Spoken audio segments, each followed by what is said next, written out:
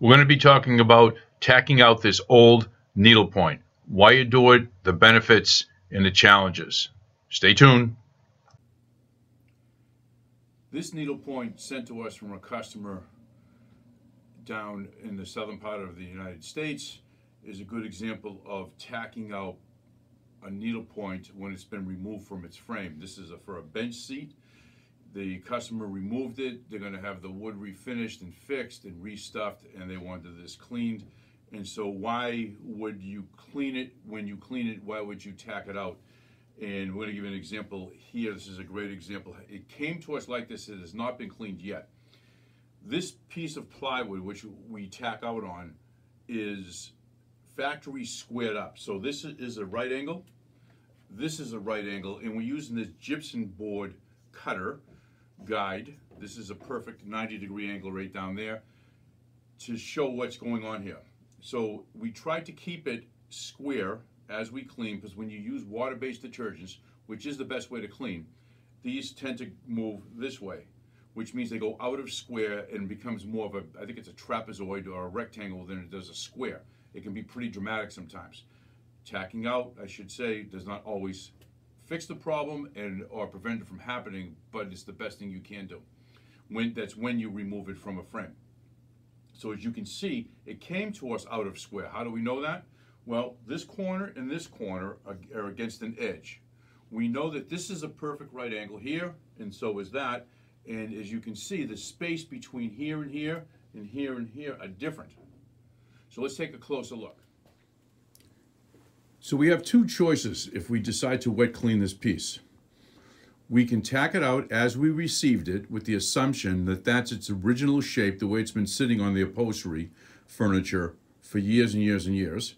Or we can try to make it more square by bringing this side closer here and to match the space here. Because as we said, that right angle there is perfect 90 degrees. And this is a factory finish on a piece of plywood, so we know it's 90 degrees and we have measured it.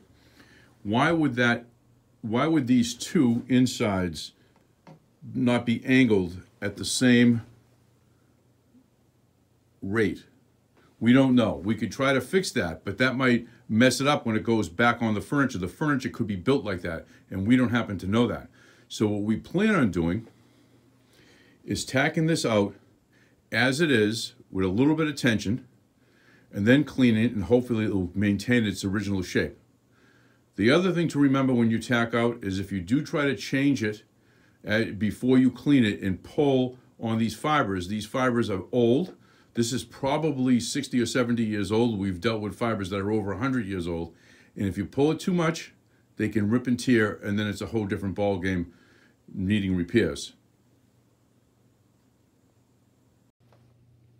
As we said earlier, you could eliminate the need not to tack out, but the need to stretch, pull, or prod this by solvent or dry cleaning. Dry cleaners don't change the fiber, don't make it adjust or swell, therefore causing it to ripple or shrink.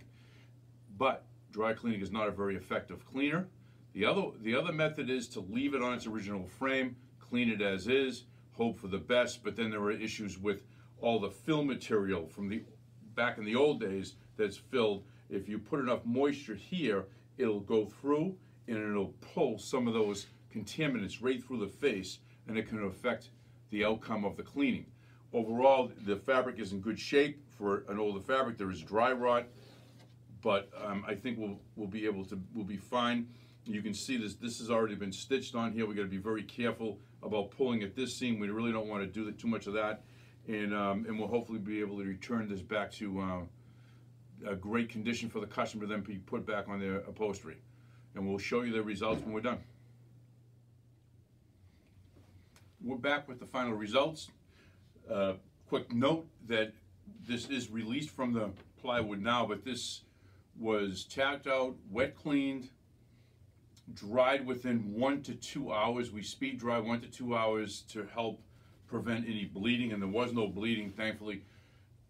Dried within 1 to 2 hours of the actual cleaning, but we left it tacked out for 3.5 days.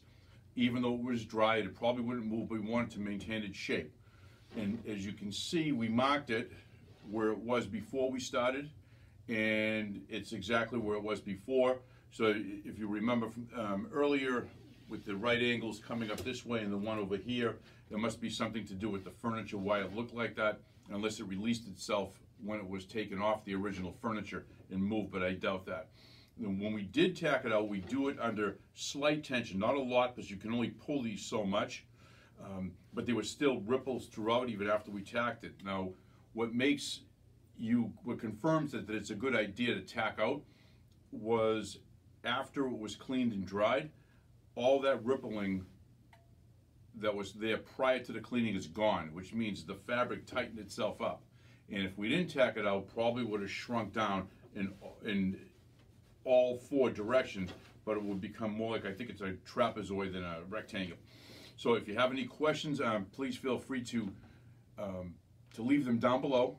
Hit that subscribe button and the little bell next to it if you want to be notified when we upload again.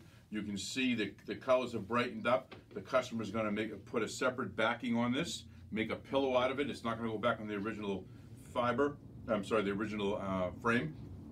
And also the backing got cleaned because we were able to clean through the front without dealing with any of the old stuffing.